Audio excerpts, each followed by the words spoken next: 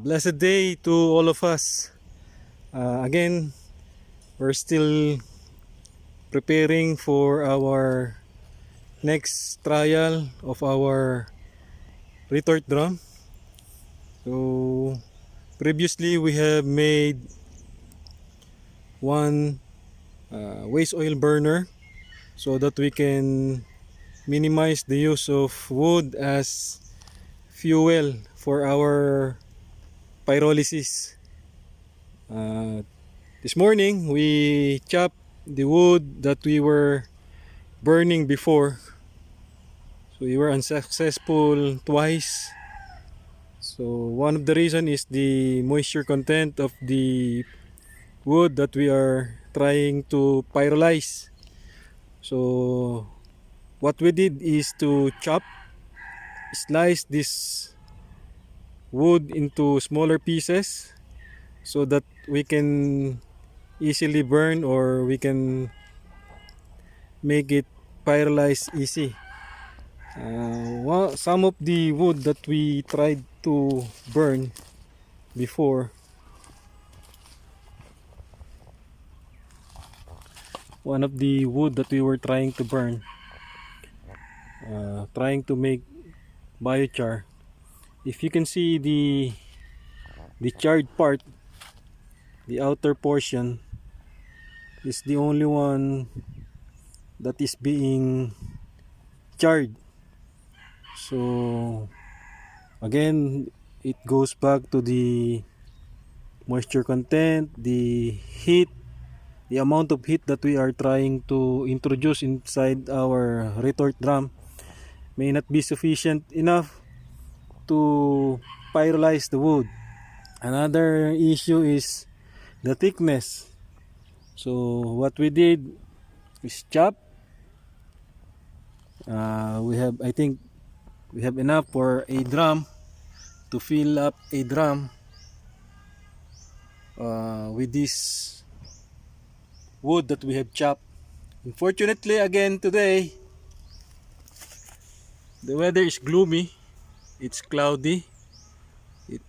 We are seeing rain clouds again. Every day we are experiencing rain, mostly in the afternoon, from around noon up to 3 o'clock in the afternoon. So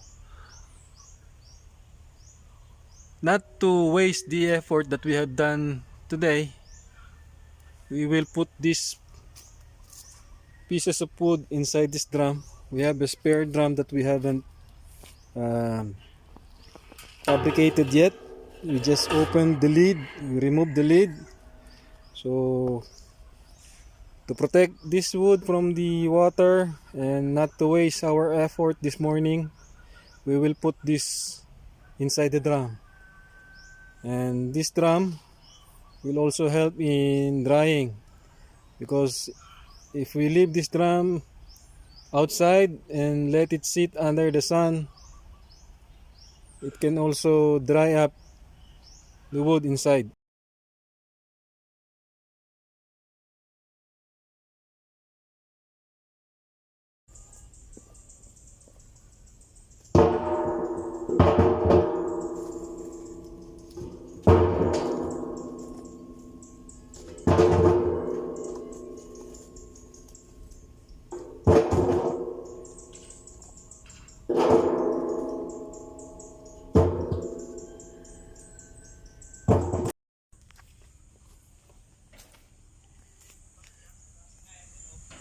So we were able to finish 2 crates and a drum full of chopped wood, and we still have much to cut and chop into smaller pieces.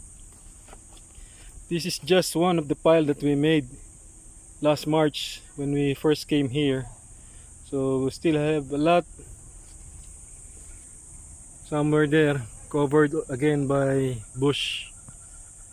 So before we try to fire up our retort drum again, we'll chop more and dry more wood, so we will have a buffer, so we can have a continuous firing of our retort, so that our production can be more than what we can do.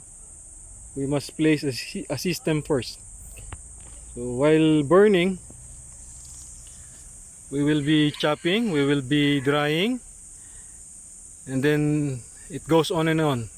We don't have to wait for the retort, for the biochar to be done before we chop and dry.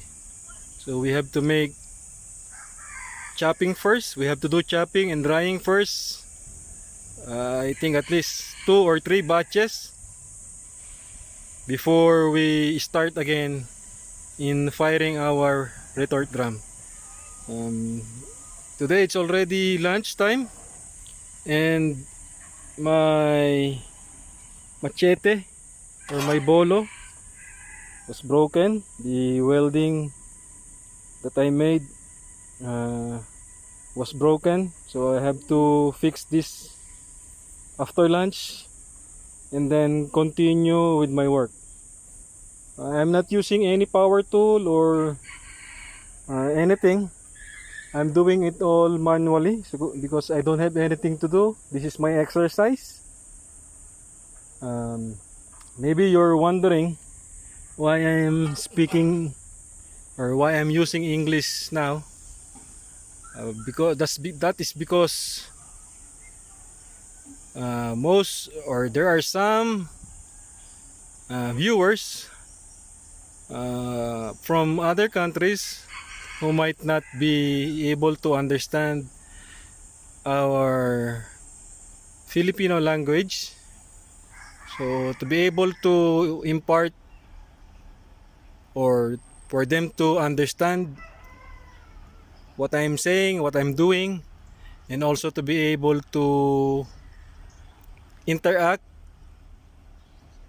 I'm using English now. So if you have, or if there are other nationalities watching my channel, starting from this episode, we will be using English. So if you have anything, any comments or any knowledge that you want to share, please do so that other people can also benefit and be able to adapt what you are or what we are trying to share to them.